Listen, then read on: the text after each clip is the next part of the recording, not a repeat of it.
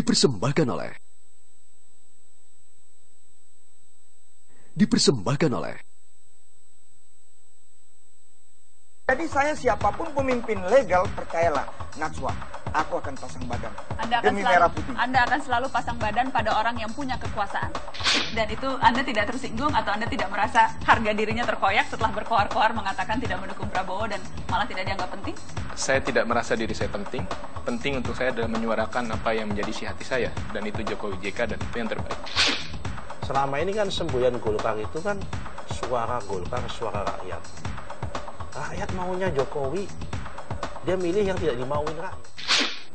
Selamat malam, selamat datang di Mata Najwa. Saya Najwa Shihab, tuan rumah Mata Najwa. Efek pemilu presiden berkelanjutan. Sejumlah kader partai kena pemecatan. Ini bukan kali pertama kader berbeda haluan dengan titah ketua. Si pembangkang punya alasan, ketum partai merasa punya mandat kekuasaan. Tak ada yang bulat dalam politik. Ketika kepentingan kerap berganti penuh taktik. Selalu ada alasan untuk berbeda jika basisnya soal selera, bukan prinsip dan wacana. Inilah Mata Najwa. Melawan arus.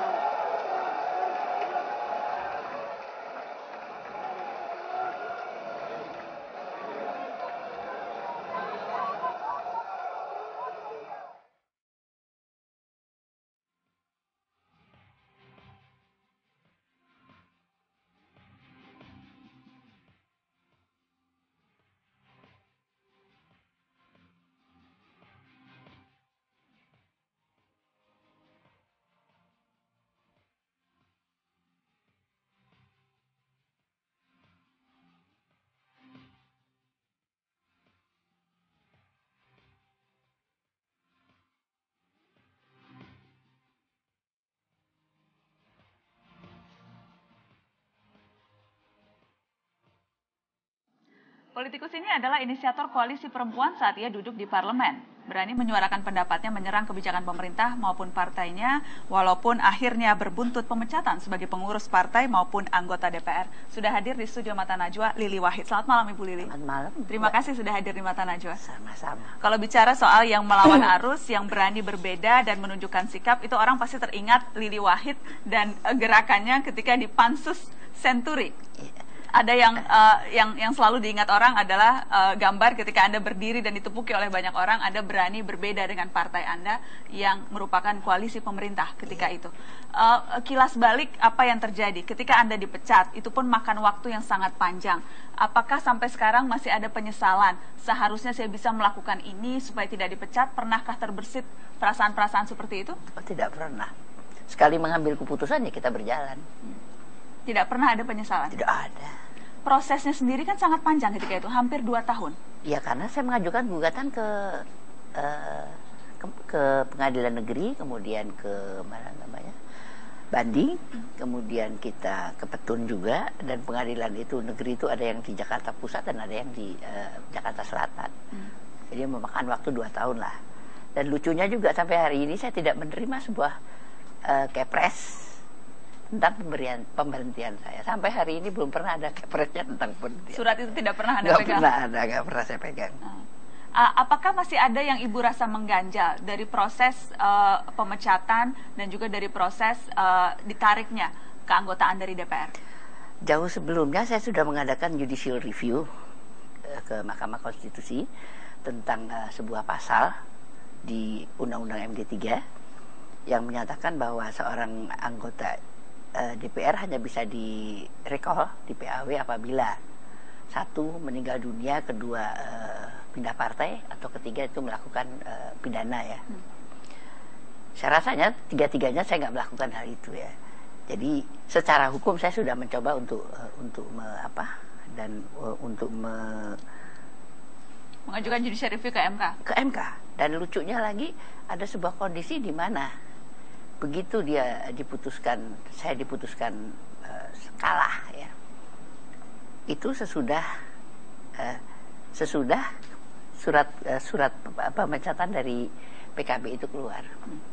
Jadi jauh sebelum itu saya sudah mengajukan judicial review. Makanya kalau dikatakan MK di zamannya Pak Mahfud bersih, saya juga sebetulnya jujur aja itu juga bertanya-tanya gitu. Karena keputusannya Anda tidak melihat keputusannya sebagai keputusan yang berdiri sendiri.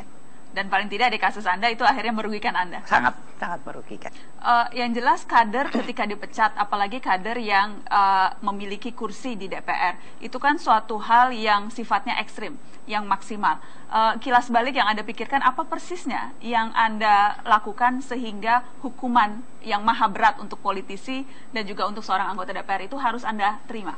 Saya tidak menganggap hukuman itu maha berat ya. Saya menganggap itu sebuah risiko dari keputusan.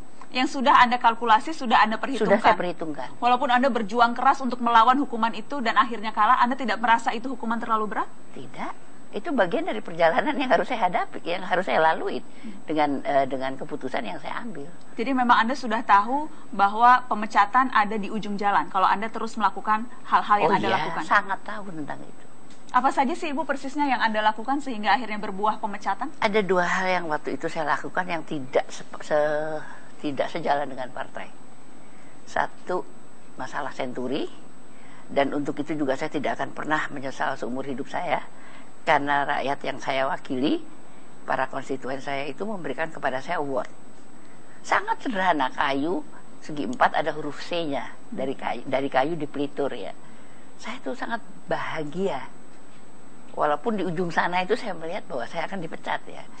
Artinya saya dengan mereka yang saya wakili itu sehati gitu loh.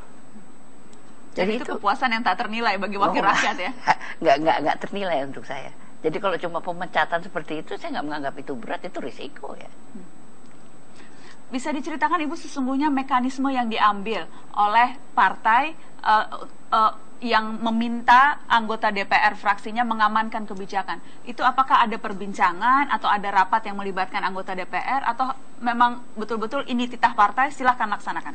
Ya, karena pada waktu itu partai saya adalah koalisi dari pemerintah, tentunya sebagai sebuah konsekuensi adalah mereka mengamankan kebijakan-kebijakan pemerintah ya. Dan itu tentunya ada rapat-rapat fraksi yang membicarakan hal tersebut. Tetapi bahwa di dalam rapat fraksi itu biasanya ya udah ketentuannya partai seperti ini harus dijalankan gitu ya, tanpa ada sebuah argumentasi seperti apa. Apalagi di dalam masalah yang saya hadapi ini malah nggak ada adu argumentasi apapun juga. Dan itu hal yang biasa dan yang wajar menurut Anda? Intinya anggota DPR ya hanya memberikan cap stempel atas apapun ya nggak wajar partai. Seharusnya kalau menurut saya itu sangat tidak wajar, karena begitu kita menjadi anggota DPR kita bukan lagi milik partai, kita adalah milik mereka yang mewakili yang kita wakili. Jadi kepentingan mereka lah yang lebih harus kita dahulukan. Kalau saya seperti itu. Memang fenomena yang umum terjadi di semua parpol? Hampir semua parpol saya rasa seperti itu. Apapun ya yang menjadi ideologinya tetap seperti itu. Apalagi ada yang membawa agama juga tetap aja seperti itu, pragmatis sekali. Hari ini tuh maaf saja semuanya seperti itu. Sebagai politikus itu membuat Anda patah hati tidak, Bu Lili? Enggak patah hati ya. Itu memang fakta yang harus kita hadapi. Tapi bagaimana caranya kita ini memberi pembelajaran pada masyarakat untuk tidak ke depan, terutama anak-anak muda ya. Bagaimana kita menjaga mereka tetap mempunyai idealisme, kemudian ideologi yang mereka memang pegang itu tetap menjadi tujuan dalam kehidupannya mereka gitu. Yang mudah-mudahan dengan pemerintahan baru nanti bisa berubah ya, masih ada lagi lah kembali nilai-nilai yang baik di dalam kehidupan berpolitik gitu loh. Melanggar keputusan-keputusan partai yang ada di DPR, keputusan fraksi. Misalnya dalam soal senturi lah, atau dalam soal isu-isu yang lain. Ketika kita memutuskan A misalnya, beliau mengambil pilihan yang lain gitu. Jadi ya intinya sih bahwa soal disiplin partai itu soal yang penting, yang harus ditaati oleh seluruh kader, ditaati oleh seluruh anggota fraksi PKB di DPR maupun di DPRD provinsi dan kabupaten kota. Ini nggak bisa ditawar kalau soal ini. Dan perlu juga dicatat, sampai saat ini saya tidak pernah menyerang lembaga, tetapi yang saya serang adalah individu.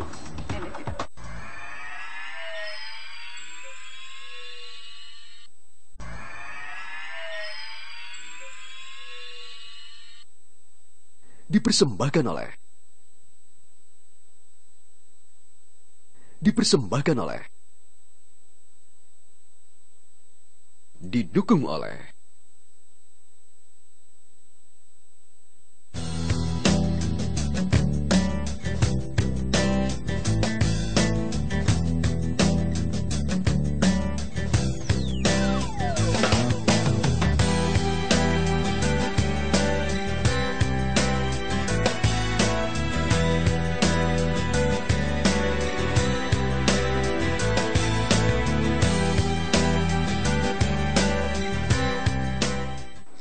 Pemirsa, perlawanan terhadap sikap partai tak hanya dilakukan para politisi saat ini, namun salah seorang pendiri Partai Keadilan telah melakukannya pasca pemecatannya sebagai anggota tahun 2009 lalu.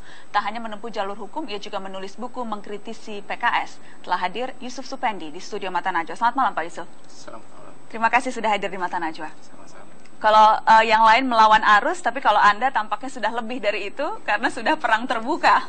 Jadi pasca dipecat 2009, Anda mengajukan gugatan ke pengadilan, melaporkan petinggi partai ke KPK, melaporkan ke KPU, banyak hal Anda tempuh. Sesungguhnya niatan Anda apa, Pak Yusuf? Jadi begini, saya merupakan salah satu pendiri Partai Keadilan.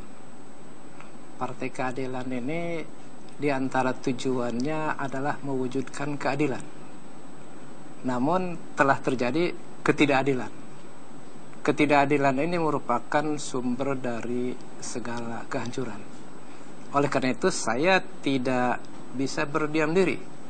Persisnya, spesifiknya, bentuk keadilan yang Anda harapkan dari partai yang dulu Anda dirikan ini apa? Karena banyak terjadi ketidakadilan di dalam partai itu sendiri. Sebagai contoh, seorang kader, dia mengkritisi salah seorang pimpinan, kemudian dia dipecat. Tetapi kan ada kader, dia telah merusak citra partai, diantaranya nonton film porno di paripurna, kan tidak dipecat.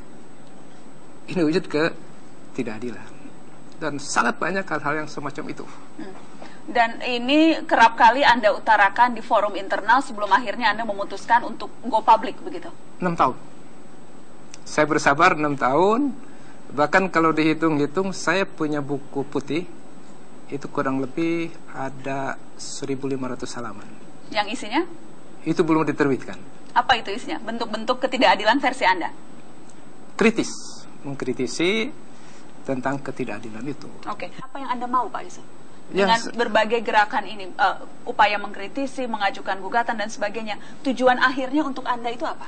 Saya tujuan akhirnya adalah dalam rangka melaksanakan ajaran Rasulullah SAW, yang mana kezaliman dan keadilan itu adalah sumber kepada kehancuran. Kemudian kalau itu terbukti, berarti keyakinan saya akan lebih akurat, lebih kuat kepada Al-Quran dan juga hadis. Secara keuntungan pribadi tidak ada.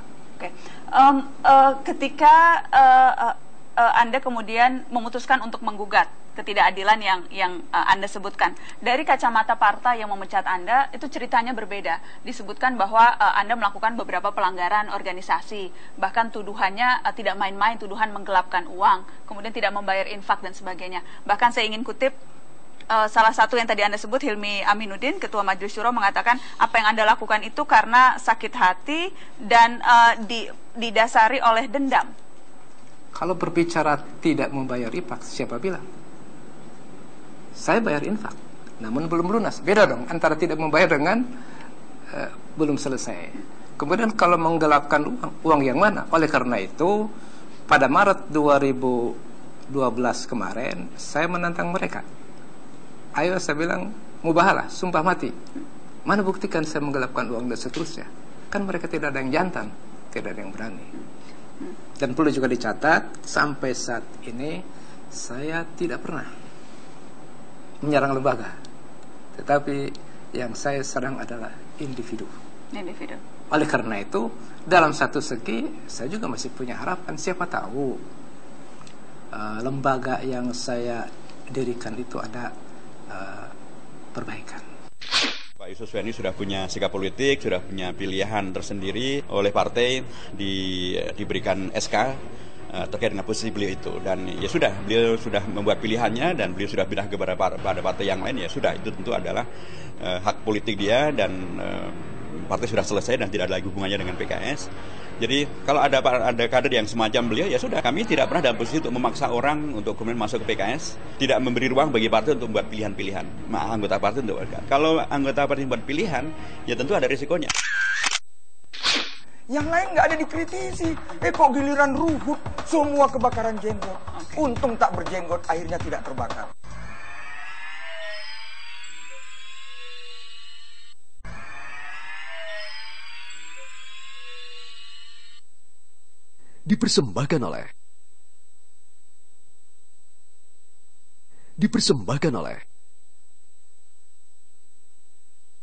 Didukung oleh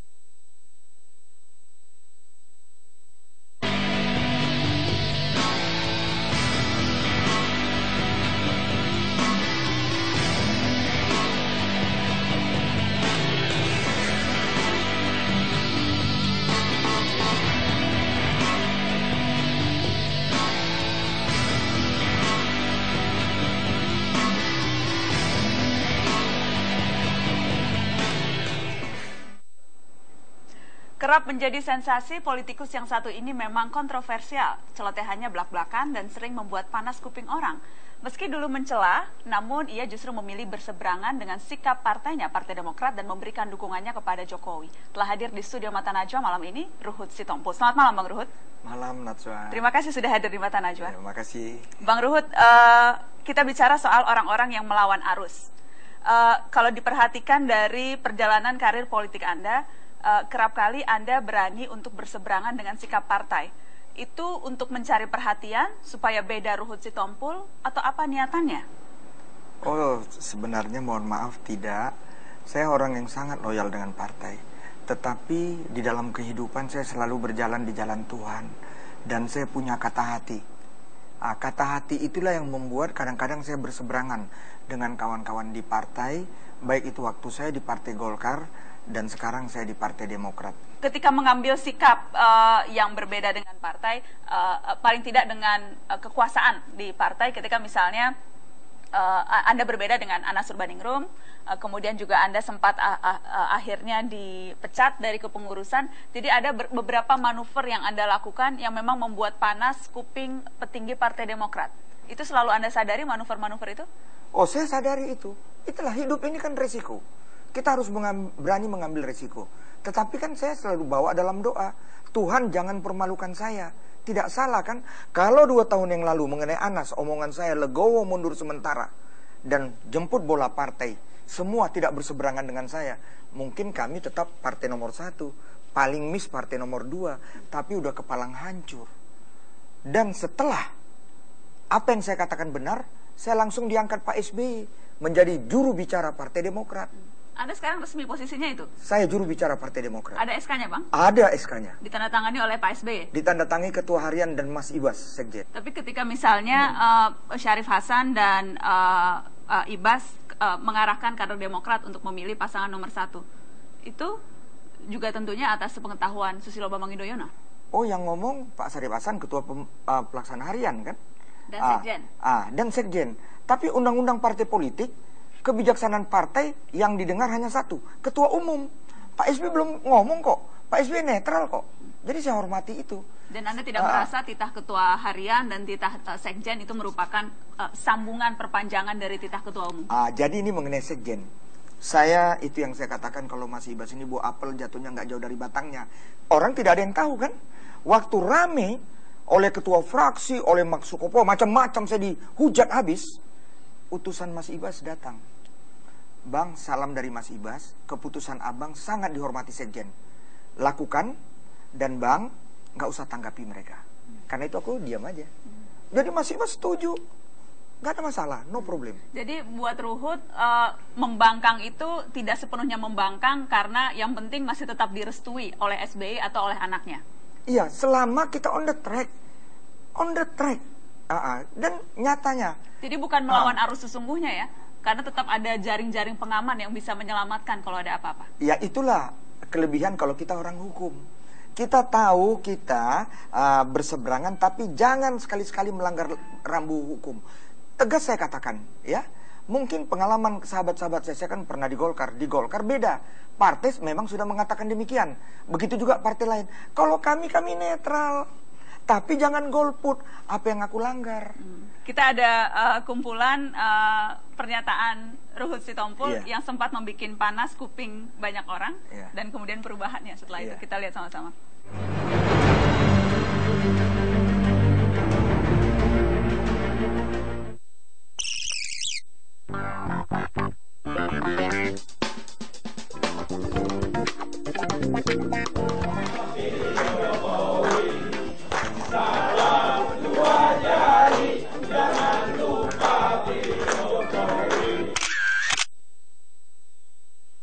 Bang Ruhut, politisi berubah sikap itu biasa, sudah banyak sekali. Tapi kalau Anda tuh drastis sekali ya, dari mulai menghina sampai bertaruh tidak mungkin Jokowi menjadi capres, sampai angkat tangan salam 2 jari dan mendukung Jokowi. Terlalu ekstrim Ruhut Sitompul itu. Oh, memang saya orang ekstrim, semua orang tahu. Kenapa bisa sedemikian drastis berubahnya dari menghina hingga kemudian mencintai? Ya, karena tema. Apa temanya? Indonesia hebat. Kurang hebat 10 tahun SBY memimpin. SBY 10 tahun. Yang satu Indonesia bangkit. Saya ketemu dengan Ngabalin, saya ketemu dengan Fadli John. Semua pidatonya mau membangkitkan. Emangnya SBY nggak pernah ngurus Papua? SBY nggak pernah mengurus ekonomi? Jadi Anda sebetulnya cinta SBY apa cinta Jokowi? Iya, saya jujur. Saya cinta dengan Bung Karno. Saya cinta dengan Pak Harto. Saya cinta siapapun pemimpin kalau dia legal sebagai pemimpin.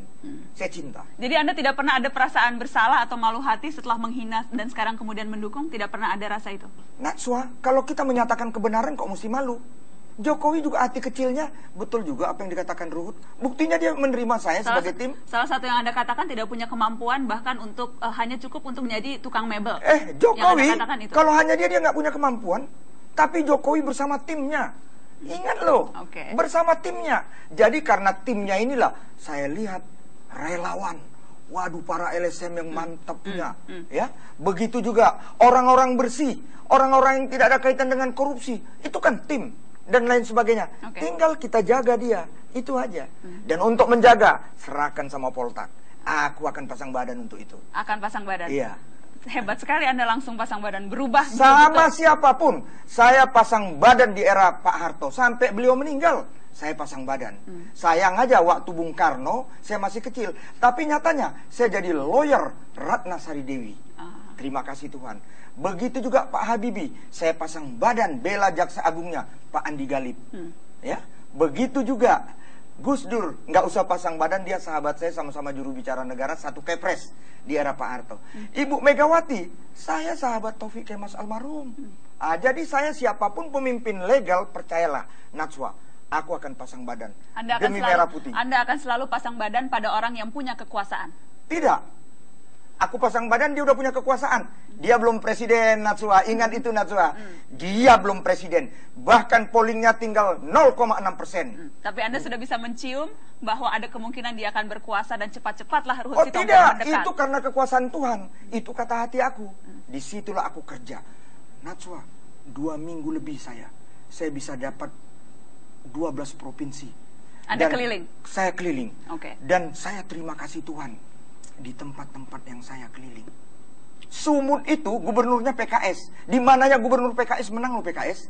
Sumut kami yang menang. Kita dengarkan beberapa komentar teman-teman Anda di Partai Demokrat soal Ruhut Sitompul. Boleh silakan. Pak Ruhut punya harapan untuk Demokrat masuk.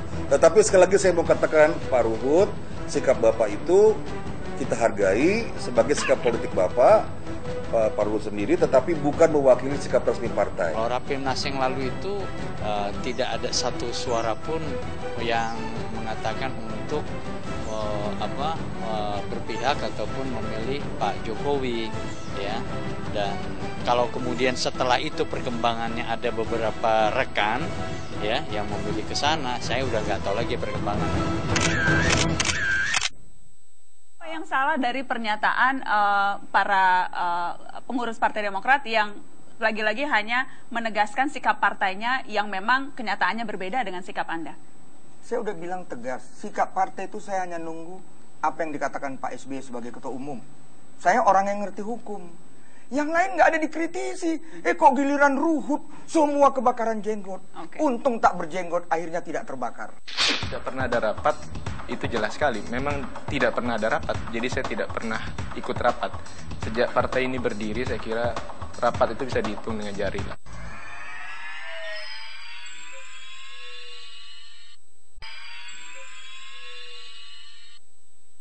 Dipersembahkan oleh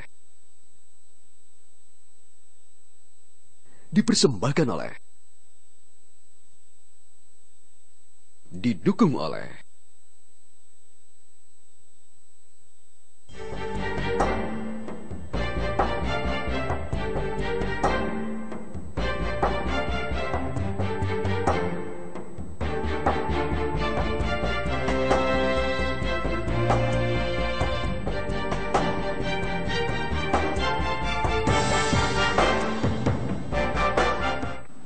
Politikus muda yang berani menunjukkan sikap berbeda, berlawanan dengan Gerindra yang mengusung Ketua Dewan Pembinanya sebagai calon presiden. Haris Indra justru mendukung Jokowi. Telah bergabung bersama kami Haris Indra, politikus Partai Gerindra, yang juga pernah menjabat sebagai Kepala Bidang Luar Negeri dan Pertahanan Gerindra. Selamat malam, Mas Haris. Selamat malam, Mak. Terima kasih sudah hadir di Mata Najwa. Sama-sama. Sempat ramai ketika masa kampanye pemberitaan soal Anda yang berbeda, bertolak belakang dengan sikap partai. Saya mau klarifikasi dulu, Anda sampai saat ini masih memegang kartu tanda anggota Gerindra tidak? Masih. Jadi masih anggota partai? Masih. Setelah 001. 001. 001. Dan apa konsekuensi yang Anda terima pasca rame-ramenya kampanye kemarin ketika Anda terang-terangan muncul di banyak media mengatakan saya justru mendukung lawan bos saya? Belum ada. Belum ada konsekuensi apapun? Belum ada. Setidaknya sampai hari ini saya belum menerima surat apapun dari DPP, baik itu pemberhentian, pemecatan, peringatan, teguran, itu belum ada. Secara informal, apakah tapi kemudian itu diberikan? Tidak ada juga, baik secara resmi, lisan, tulisan tidak ada juga. Jadi tidak pernah ada kontak komunikasi dari partai apapun yang mengomentari manuver politik Anda? Secara resmi tidak ada, orang per orang mungkin ada, tapi itu pun bukan marah atau kecewa, justru mendukung banyaknya. Tapi kalau dari struktur partai, dari ketua, dari kalangan elit partainya? Tidak ada. Tidak ada? Tidak ada. Anda tidak bertanya-tanya kenapa manuver yang membuat heboh banyak orang itu kemudian seolah-olah tampaknya tidak ada reaksi apapun dari partai Anda? Tidakkah justru itu membuat Anda bertanya-tanya? Saya kira barangkali karena saya dianggap anak kemarin sore, hanya satu titik dari satu garis panjang, jadi saya dianggap tidak diperdulikan, tidak memberi pengaruh besar lah terhadap mereka. Jadi buat apa juga dipedulikan. Tapi yang jelas sampai hari ini belum ada surat-surat seperti yang tadi Mbak tanyakan pada saya. Jadi analisa Anda karena justru tidak dianggap penting, hanya satu dari sekian banyak. Tidak dianggap penting, dan itu saya baca pernyataan Pak Hashim kepada saya memang. Jadi memang saya dianggap tidak penting. Dan itu Anda tidak tersinggung atau Anda tidak merasa harga dirinya terkoyak setelah berkoar-koar mengatakan tidak mendukung Prabowo dan malah tidak dianggap penting? Saya tidak merasa diri saya penting. Penting untuk saya adalah menyuarakan apa yang menjadi isi hati saya, dan itu Jokowi JK, dan itu yang terbaik.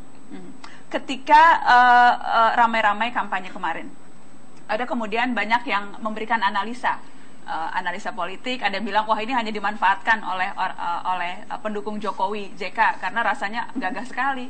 Ketua, ketika itu Anda ketua dan kemudian dibantah Anda bukan ketua katanya. Ketua yang, saya mau klarifikasi itu, Anda masih ketua ketika Anda secara resmi mengatakan tidak mendukung Prabowo?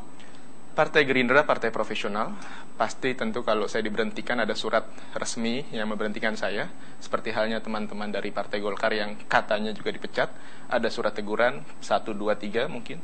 Sampai hari ini saya tidak pernah menerima surat pemecatan dan pemberhentian, jadi sampai hari ini mungkin saya tidak tahu. Setahu saya masih Ketua Bidang Pertahanan. Tapi apakah Anda masih dilibatkan untuk datang dalam rapat-rapat? Tidak pernah ada rapat. Jadi tidak pernah dilibatkan? Atau Anda tidak tahu ada rapat? Karena itu dua hal yang berbeda. Tidak pernah ada rapat, itu jelas sekali. Memang tidak pernah ada rapat, jadi saya tidak pernah ikut rapat. Sejak partai ini berdiri, saya kira rapat itu bisa dihitung dengan jari lah. Bagaimana kemudian partai mengambil keputusan, mengambil kebijakan strategis kalau tidak ada rapat? Pak Prabowo memang punya hak prerogatif untuk menentukan kebijakan yang strategis di partai, sehingga mungkin tidak mengikutsertakan para pengurus DPP. Tapi kalau memang pertanyaan Mbak Najwa tadi tentang rapat, sampai hari ini memang belum ada rapat. Dan itu hal yang biasa sejak Anda ikut, kalau 001 berarti Anda sejak awal terlibat di tahun 2008. Dan 2008. Itu hal yang biasa di partai ini. Kalau partai modern kan seharusnya bukan hanya titah satu orang, dong? Iya, dulu waktu masih ada Ibu Halida, masih ada Pak Muhdi PR, itu masih ada rapat dulu setiap hari Kamis. Tapi setelah itu mungkin tidak ada lagi. Setelah itu ya mungkin ada kebijakan-kebijakan strategis yang diambil oleh Ketua Dewan Pembina. Dan itu tidak mengikutsertakan di teman-teman di DPP. Tidak pernah dilibatkan? Tidak pernah. Dan itu tidak pernah mengganggu Anda selaku pengurus partai? Tidak, buktinya menang, juara ketiga gitu. Seperti itu. Jadi tidak penting apakah partai demokratis atau tidak, yang penting punya kekuasaan? Saya tidak mengatakan itu kekuasaan, tapi yang penting adalah buktinya itu efektif. Dan sekarang kita menempati posisi ketiga sebagai partai baru yang baru berdiri 6 tahun, setidaknya itu efektif. Kan? Anda berbicara seolah-olah memang Anda masih sangat cinta pada partai yang Anda dirikan ini. Saya sangat cinta partai ini. Masih sangat cinta? Sangat cinta. Walaupun tidak dianggap? Tidak perlu dianggap. Saya tidak perlu untuk orang lain tahu saya mencintai seseorang. Yang penting orang itu tahu saya cintai. Ketika Anda mengatakan Anda lebih prefer untuk mendukung calon yang A dibandingkan yang B, Anda lebih mendukung Jokowi dibandingkan dengan Prabowo. Itu kemudian agak aneh rasanya, karena kalau dari kacamata orang luar nih, Mas Haris, dari kacamata media, dari kacamata pengamat, Gerindra itu didirikan salah satunya ya untuk menjadi kendaraan politik bagi Prabowo Subianto menjadi presiden. Dan kalau pendirinya tidak tahu itu salah satu tujuan partai didirikan, itu rasanya agak aneh. Anda tidak melihat hal yang sama? Kita ingin mendorong calon pemimpin Indonesia dan terbaik. Dan saat itu ketika saya melihat Pak Prabowo maju akan dicalonkan dan belum ada Pak Jokowi, saya menganggap Pak Prabowo masih yang terbaik. Saya katakan waktu itu, kalau Pak Prabowo misalnya bersaing dengan Pak Hatta misalnya, saya akan dukung Pak Prabowo. Kalau Pak Prabowo dengan Pak Burizal Bakri misalnya, saya akan dukung Pak Prabowo. Tapi kali ini saya melihat Pak Prabowo misalnya bersaing dengan Pak Jokowi, dan saya melihat Pak Jokowi adalah yang terbaik. Sebagai warga negara yang baik tentu, kita ingin mendapatkan pemimpin yang terbaik. Sama seperti kita vote misalnya, ada kemarin Indonesian Idol misalnya, kita pilih orang yang terbaik sebagai penyanyi. Masa untuk pemimpin Presiden Republik Indonesia kita pilih bukan yang terbaik?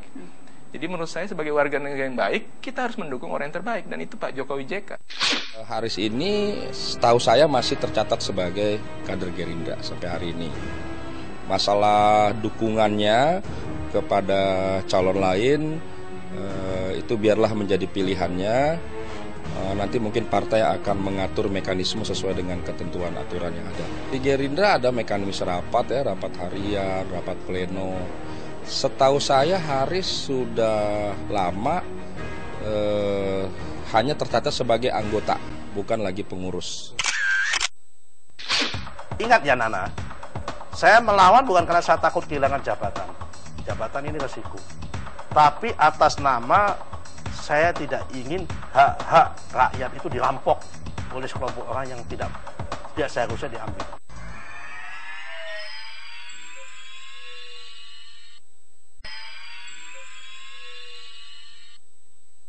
Dipersembahkan oleh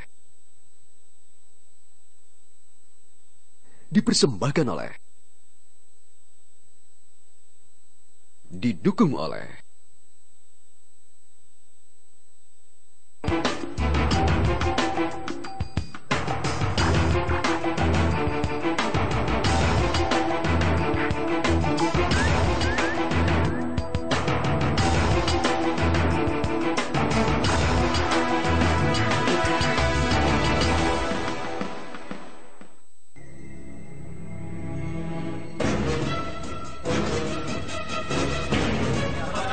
Sudah ada berapa? 3 orang.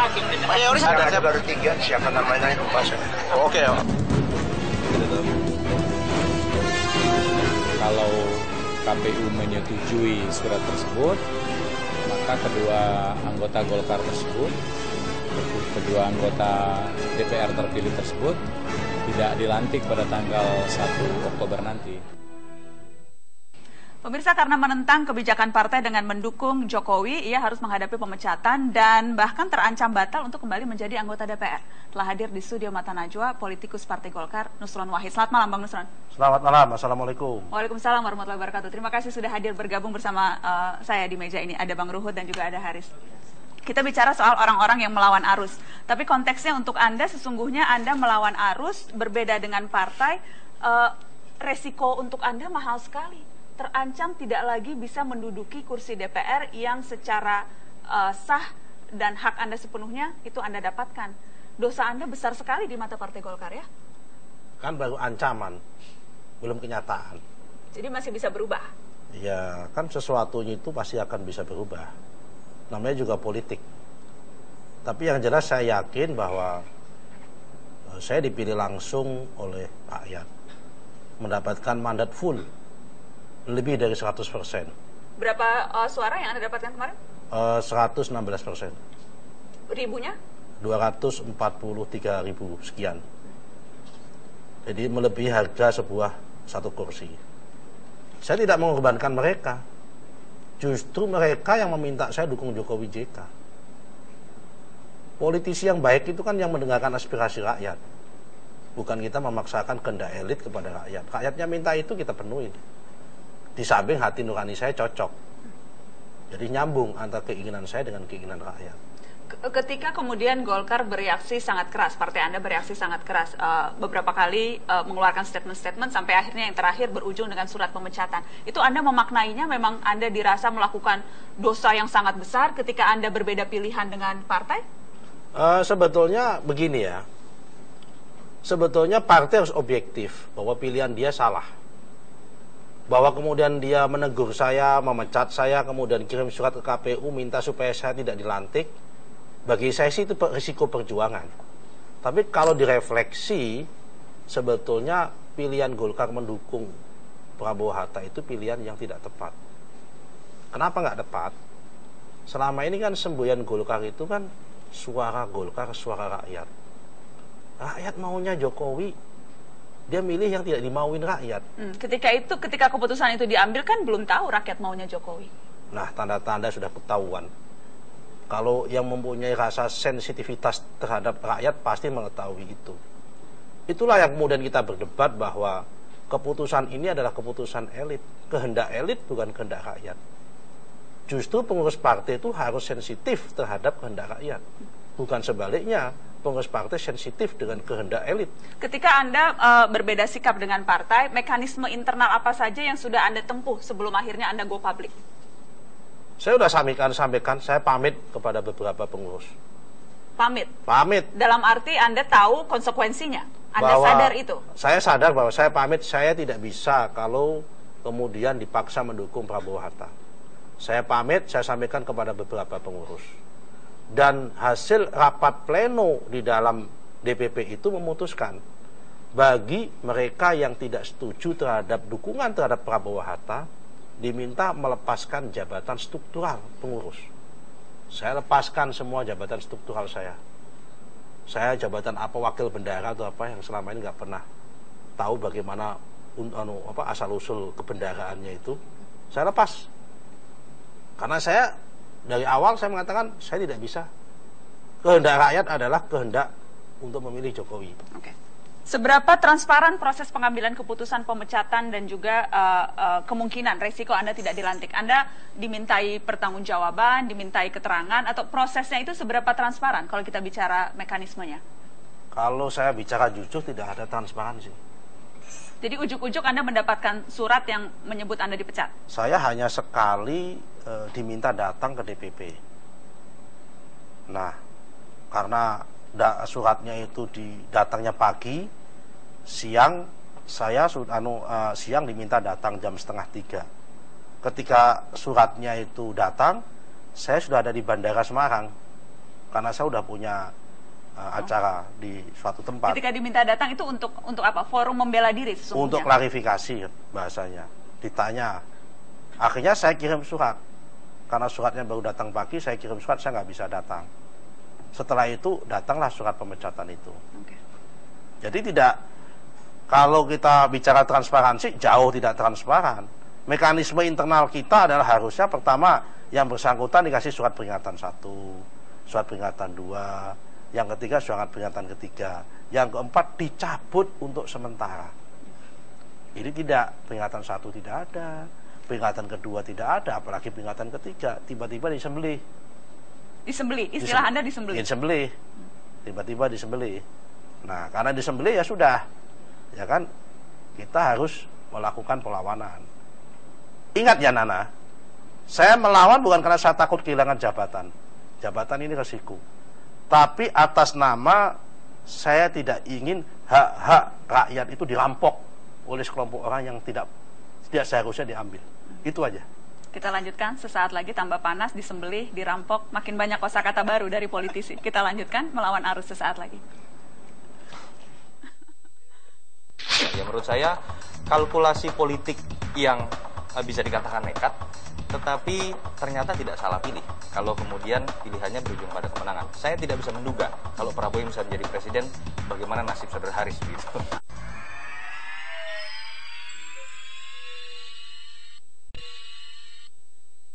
Dipersembahkan oleh didukung oleh. Terima kasih Anda terus di Mata Najwa. Topik kita malam ini melawan arus. Saya undang untuk bergabung di meja ini Direktur Eksekutif Carta Politika, pengamat politik Yunarto Wijaya. Selamat malam Toto. Malam. Terima kasih sudah hadir di Mata Najwa. Sama-sama. Saya mengundang 3 politisi, 3 politikus yang Balelo. Anda mengistilahkan Balelo yang berbeda, yang mengambil sikap yang berbeda dengan keputusan partainya. Kalau kita ambil newspacknya kemarin, kampanye Pilpres dan pemilihan presiden. Saya ingin minta Anda menilai secara jujur, mana yang Balelo? Karena memang Anda nilai ini idealisme, mana yang memang karena alasan-alasan lain, popularitas mungkin. Begini, pertama harus dilihat Mbak Lelo ini sebagai sesuatu yang positif atau negatif terlebih dahulu. Saya harus mengatakan secara ekstrim. Kalau Ahok tidak Mbak Lelo, kita tidak akan pernah melihat seorang anggota Komisi 2 dari Partai Golkar yang dengan berani membuat gebrakan transparansi setiap 1 tahun membuka laporan keuangan. Kalau Ahok juga tidak Mbak Lelo, kita tidak memiliki wakil gubernur yang dalam tanda kutip istilah dia ya, gila seperti dia begitu. Dan Ahok sampai sekarang nggak pernah dipecat dari Golkar. Nah, ini pribadi kalau ini. Tapi begini. Jadi bisa positif, bisa negatif. Ya, artinya kalau dalam konteks Mbak Lelo bahwa mereka melenceng dari apa yang sudah digariskan oleh partai itu ya. Ketiga-tiganya saya pikir Mbak Lelo. Tinggal kita bedakan Mbak Lelo yang berdasarkan idealisme itu kan membalelo dari sistem yang mereka sudah anggap melenceng. Nah, tinggal dibuktikan apakah partainya pada saat pengambilan keputusan kalau konteksnya Pilpres itu dianggap melenceng atau tidak.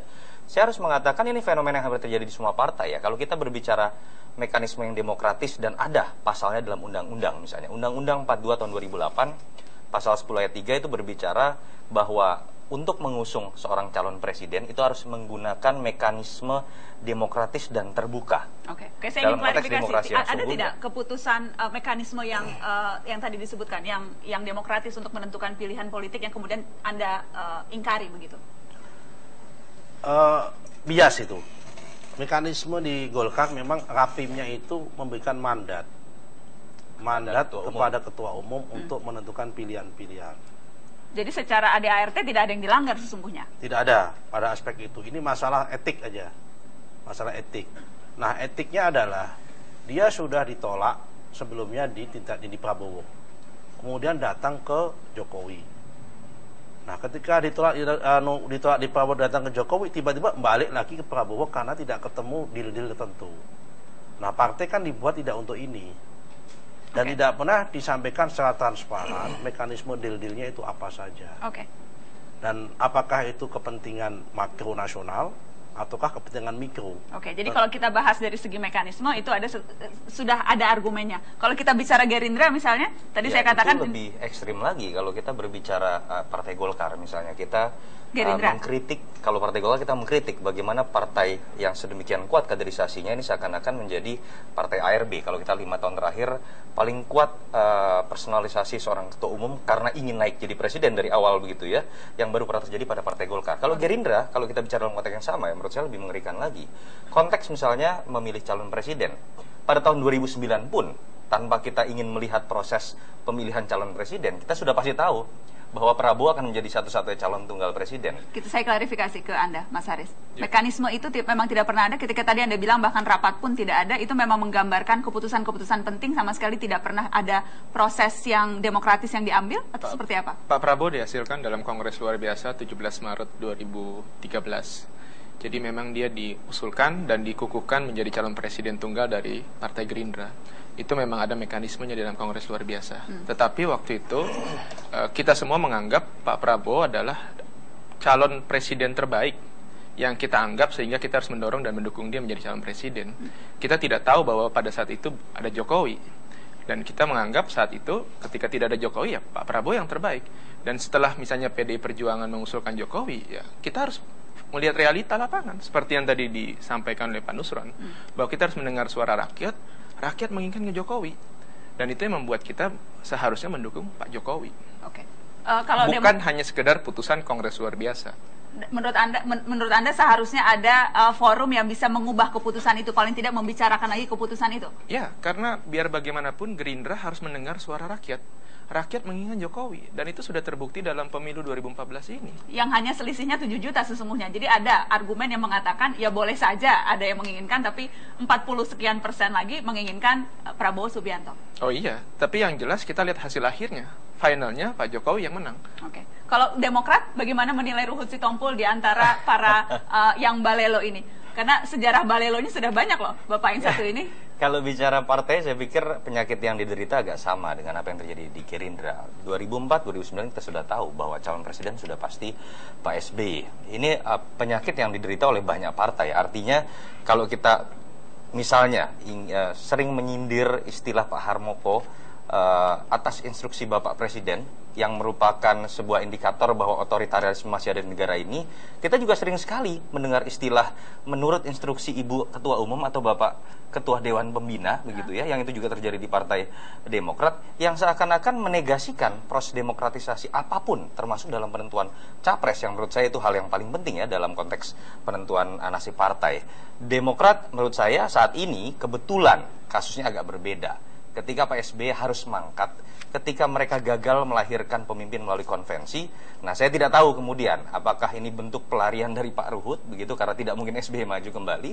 Tapi poin saya adalah bukan masalah itu, tapi pola yang sama terjadi di Partai Gerindra dan Partai Demokrat, bahwa ada skema yang pasti akan meloloskan nama tertentu melalui mekanisme yang katakanlah resmi, itu pasti. Tapi kita cukup tahu dan masyarakat tidak bodoh apa yang disebut dengan pemberi stempel semata atau betul-betul mekanisme yang bersifat bottom up. Itu yang menurut saya hampir tidak ada saat ini di semua partai. Dan Ruhut Sitompul Anda tempatkan di?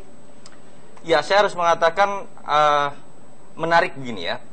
Ruhut ini bisa disebut di satu sisi orang yang selalu memiliki insting bagus untuk dekat kepada orang yang akan menang dan berkuasa. Gitu. Tetapi di sisi lain kita juga bisa melihat dari sisi yang berbeda, seakan-akan ada perlawanan terhadap Pak SBY, dan seakan-akan jadi satu-satunya orang yang berani melawan SBY pada saat 2014 ini. Saya tidak tahu alasan Bang Ruhut seperti apa. Jadi itu ada warna-warni dalam proses ada warna-warni ditetapkannya dua capres ini. Bukan kita tunduk dan patuh kepada bos, bukan tunduk dan patuh kepada ketua umum atau pengurus yang lain. Kalau itu nggak cocok dengan hati nurani maupun cocok kepada konstituen. Tunduk dan patuh kepada pengurus partai itu masalah administrasi, bukan masalah kepada kebenaran yang kita yakini.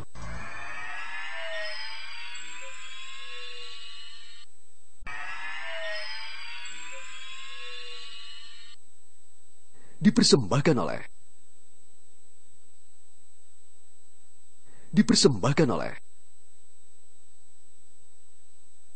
didukung oleh Batas toleransi itu seharusnya sejauh apa, Mas Toto? Kalau dari kacamata partai politik tentunya kan akan bisa efektif kalau anggota-anggotanya bukan hanya sekedar anggota, pengurus, caleg terpilih, anggota DPR memang akan bisa memastikan kebijakannya dijalankan. Tetapi sejauh mana kemudian bisa ada toleransi mereka berbeda? Pertama, saya pikir tadi logika yang sangat jelas ya. Orang boleh melenceng dari sesuatu yang sudah melenceng, karena melenceng dari sesuatu yang melenceng itu berarti mereka lurus. Itu logika pertama gitu. Yang kedua, mereka juga, ini dalam ilmu marketing ya, kalau ingin menjadi memiliki diferensiasi, mereka harus terlebih dahulu memberikan logika bahwa ada segmenting, ada targeting, ada positioning. Artinya mereka ingin membawa suara siapa, aspirasi siapa. Kalau tidak, ya mereka bisa juga dituduh hanya sedang menjadi politisi kutu loncat, ingin mencari popularitas, atau mungkin mendapatkan tawaran yang lebih baik. Nah, itu yang sebenarnya harus dirasionalisasikan oleh ketiga orang di sini. Yang pertama misalnya saya pikir jelas, walaupun jarang sekali berani dibuka ya, bahwa partai jelas melanggar beberapa pasal berkaitan mekanisme demokratis menentukan capres. Itu yang harus dibuka dan tidak pernah dipermasalahkan. Yang kedua, yang mungkin jadi PR buat tiga orang ini, mereka berbicara atas nama siapa sih? Mungkin Mas Nusron berbicara atas nama konstituen 243.000 yang memang basisnya Jokowi JK menurut Mas Nusron begitu ya. Agak menarik kalau Bang Ruhut kan mengatakan karena tagline-nya adalah Indonesia hebat, kalau Indonesia bangkit berarti selama ini SBY tidur. Nah, saya tidak tahu apakah ini berarti membawa aspirasi SBY atau apa, saya tidak tahu begitu ya. Suara Ruhut, suara SBY. Suara Ruhut, suara SBY gitu. Tapi itu harus dijelaskan sehingga kemudian ini tidak dilihat sebagai sebuah dinamika perjalanan karir seorang Nusron Wahid, seorang Haris, dan seorang Ruhut Sitompul saja. Anda belum menyebut Haris Indra, politikus muda kita? Saya harus mengatakan kalau dibanding ketiga orang ini ya, kedua-duanya mungkin senior, tapi yang paling nekat mungkin saat ini adalah Haris menurut saya. Nekat? Karena pertama, saya harus mengatakan ekstremitas pertarungan untuk berani melawan sosok Prabowo itu ya dialami oleh Haris. Artinya kalau Bang Ruhut orang bisa mengatakan ya SBY jelas yang selama ini dibela tidak mungkin maju kembali. Mas Nusron mungkin ada dalih pembenaran yang bisa dikatakan dengan sangat mudah. Tidak ada kader Golkar yang dimajukan di Prabowo Hatta. Saya hanya mendukung kader Golkar. Itu logika yang sangat mudah diterima publik. Sementara untuk Haris menurut saya luar biasa. Melawan sebuah partai yang menurut saya bukan hanya didirikan untuk menjadi mesin politik Prabowo, tapi memang didirikan oleh Prabowo semata, dimiliki sahamnya 100% oleh Prabowo semata, dan memang ditujukan hanya untuk meloloskan Prabowo menjadi presiden. Komentar Anda Mas Haris itu penilaian? Dan Haris berani mengatakan dia tetap di Gerindra. Itu menurut saya sebuah kalimat revolusioner menurut saya. Anda nekat? Ya, saya harus berbuat nekat agar kita tahu bahwa ada yang bisa berbeda, ada yang bisa membuat perbedaan di dalam, sehingga tidak boleh ada kezaliman atau ada kesewenang-wenangan. Pilihan politiknya kan sebetulnya jelas. Anda bisa pindah partai politik, Anda kemudian bisa saja ya yang paling ekstrim itu pindah partai politik, karena toh sekarang sudah dapat nama nih, sudah muncul di media, sudah dilihat sebagai orang yang berani menentang status quo dan sebagainya. Itu tidak Anda pikirkan karir politik ke depan? Tidak. Hari ini saya bisa di bawah, tapi siapa yang tahu besok. Hari ini ada masanya untuk orang itu, tapi hari ini bisa jadi besok bisa saya. Kuat-kuatan napas saja. Kalkulasi politik yang tepat tidak itu? Iya, kita harus berbicara Prabowo 5 tahun ke depan ya, artinya. Kita harus berbicara Prabowo pasca keputusan MK. Banyak yang mengatakan pertaruhan terakhir masa politik Prabowo di tahun 2014. Artinya ketika Prabowo tidak lagi memiliki kesempatan, pilihannya adalah Gerindra bisa diambil alih oleh orang lain, atau Gerindra ikut hancur dengan sendirinya, termasuk orang-orang di dalamnya. Ya menurut saya kalkulasi politik yang bisa dikatakan nekat, tetapi ternyata tidak salah pilih. Kalau kemudian pilihannya berujung pada kemenangan, saya tidak bisa menduga kalau Prabowo yang bisa menjadi presiden, bagaimana nasib saudara Haris begitu. Jadi sekarang semua orang yang malam ini duduk di sini, politikus-politikus ini beruntung karena pilihannya lah yang menang. Kalau kalah lain cerita, Bang Tadi Nusron. kan kata Mas Nusron kan mengikuti Bang Ruhut yang mesti nggak pernah salah ternyata gitu. Untung saja menang. Kalau kalah lain cerita. Bang Nusron, jadi memang kalkulasi politik Anda sudah memperhitungkan itu juga. Politisi kan harus memikirkan panjang karir. Saya nggak pernah berpikir kalah atau menang. Kalau kita mau head to head, mau bertarung ya pilihannya kalau nggak kalah menang. Dan kita semua harus resiko. Kita ambil resiko itu. Sejauh mana kemudian independensi kader terhadap partai dan keputusannya? Karena kalau kemudian Anda kan dipilih langsung. Ya. Tadi Anda katakan walaupun akan susah tuh membuktikan mana yang mencoblos partai, mana yang mencoblos nama Nusron Wahid langsung. Kalau kita bicara masalah loyalitas, tadi saya katakan independensi. Harusnya seorang politisi itu kan tunduk dan patuh pada dua hal. Pertama, kita tunduk dan patuh kepada hati nurani, kebenaran yang kita yakini. Yang kedua, kita tunduk dan patuh kepada konstituen, kepada rakyat. Ini kata Ibnu Khaldun loh. Bukan kata bukan kata saya. Bukan kita tunduk dan patuh kepada bos, bukan tunduk dan patuh kepada ketua umum atau pengurus yang lain. Kalau itu nggak cocok dengan hati nurani maupun cocok kepada konstituen. Tunduk dan patuh kepada pengurus partai itu masalah administrasi, bukan masalah kepada kebenaran yang kita yakini. Masalah administrasi. Masalah administrasi. Oke. Bicara soal reformasi internal, apa yang seharusnya bisa dilakukan untuk membuat partai kita lebih reformis? Saya ingin dari yang Anda yang paling junior dulu. Dari kacamata Anda, kalau kita memang ingin memodernisasi, ingin membuat partai-partai menjadi lebih reformis sehingga perbedaan itu dianggap hal yang wajar dan tidak berujung pemecatan, dimulai dari mana? Saya harus sampaikan terlebih dahulu bahwa saya mengkoreksi kebijakan yang ada di partai, terutama pemecatan dan kewenangan yang lain itu tidak dimulai baru 2014. Tapi saya mulai dari 2010 ketika ada seseorang yang hanya mengirimkan SMS kepada seseorang ketua dewan pembina, kemudian orang itu tanpa ada dipanggil, tanpa ada mekanisme, dipecat. Maka saya kemudian membuat surat terbuka yang saya sampaikan kepada teman-teman di DPP bahwa ini cara tidak benar. Kalau tadi ada usulan masukan, saya pikir partai yang baik ke depan harus partai yang bersifat kolektif dan kolegial. Jadi nggak boleh keputusan itu diambil hanya oleh satu pihak dari satu kacamata. Harus melibatkan seluruh orang. Saya kira partai ini adalah partai yang sahamnya dimiliki oleh semua orang. Jadi bukan 100% dimiliki oleh satu orang. Saya pemilik saham ini juga. Banyak juga pemilik saham. Sehingga kalau ada perubahan-perubahan itu harus ada RUPS dulu. Harus ada rapat umum pemegang saham. Dan itu bukan pemegang saham tunggal. Nah, cara-cara otoritarian satu orang yang memegang kekuasaan, kepemimpinan satu orang tunggal ini saya kira sudah tidak cocok lah diterapkan di Indonesia. Sudah tidak tepat lah. Dan saya kira harus segera dimulai minimal dari Partai Gerindra. Apa yang bisa konkret dilakukan oleh partai politik kalau ingin mengubah persepsi itu? Mekanisme seperti apa yang harus dilakukan dan apakah itu bisa dimulai dari orang-orang yang selama ini dianggap berlawanan arus? Analoginya sederhana, ketika kita berbicara partai, kita berbicara perusahaan go public, yang sayangnya selama ini dikelola seperti perusahaan keluarga. Ketika kita sudah menyadari identitasnya adalah perusahaan go public, kita akan otomatis dibebani tanggung jawab untuk melakukan mekanisme transparansi laporan keuangan secara berkala. Kita akan memiliki mekanisme setiap ada kenaikan perubahan struktur di level DPP, DPD, yang itu ditransparansikan melalui RUPS. Kalau itu menggunakan logika perusahaan go public, menurut saya otomatis akan jalan dengan sendirinya. Caranya seperti apa? Ya sederhana. Kita tidak melakukan reformasi partai politik melalui undang-undang parpol secara baik, dan itu dosa dari teman-teman anggota DPR juga. Ya, kalau kita lihat perubahan Undang-Undang Nomor 2 Tahun 2008 menuju 2 2011 itu seperti tenggelam, tidak dibahas oleh media karena semua sudah berbicara mengenai presidensial threshold, semua berbicara mengenai parliamentary threshold, padahal ada beberapa di situ aturan-aturan pasal yang kalau direformasi itu memaksa partai yang walaupun sekarang masih milik tradisi buruk itu memaksa dirinya untuk melakukan reformasi dengan sendirinya. Sesederhana itu. Jadi balik lagi, ini masalah political will, dan menurut saya jangan kemudian dibikin mepet begitu Mas Nusron waktunya reformasi Undang-Undang 2 Nomor 2011. Ini masalah political will, dan saya berharap dari orang-orang seperti ini bisa ada terjadi perubahan mendasar dalam sistem dan undang-undang sehingga mereka tidak dituduh sekedar menjadi politisi kutu loncat yang ingin menaikkan status sosial dengan menjadi berbeda.